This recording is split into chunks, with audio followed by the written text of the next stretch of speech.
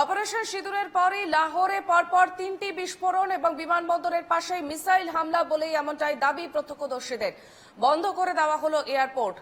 Operation সিঁদুরের পরই এবার লাহোরে বিস্ফোরণের খবর সামনে উঠে এসেছে এবং আজ সকালে সেই বিস্ফোরণ হয় এবং পরপর 3টি বিস্ফোরণ ঘটে। সেখানে একেবারে 3টি বিস্ফোরণে কেঁপে উঠল বিমানবন্দর সংলগ্ন এলাকা।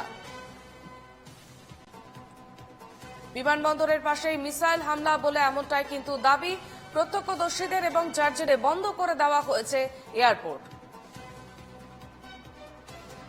বিস্তারিত জানাবে টেলিফোন লাইনে রয়েছেন আমাদের প্রতিনিধি বাসব রায়। বাসব, সেটা হচ্ছে যে লাহোরে 3টে বিস্ফোরণের খবর পাওয়া যাচ্ছে। একটা ড্রোন থেকে এরকম বোমা ফেলা হয়।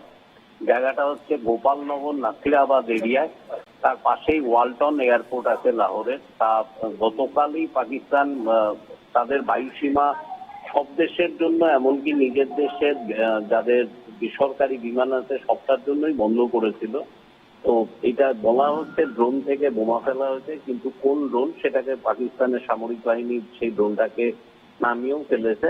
কিন্তু কে বোমা ফেলেছে বা কারা ফেললো এটা এখনো পরিষ্কার নয়।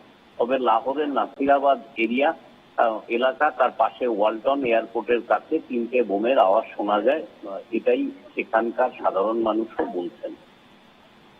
বেশ, ধন্যবাদ বাসব।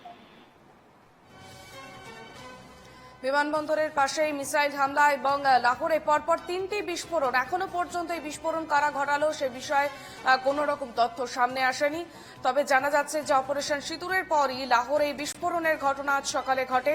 বিমানবন্দরের পাশে একেবারে বিস্তীর্ণ এলাকা কেঁপে ওঠে এই বিস্ফোরণের ফলে, এমনটাই দাবি করছে সেখানকার প্রত্যক্ষদর্শীরা এবং আপাতত বন্ধ করে দেওয়া হয়েছে এয়ারপোর্ট।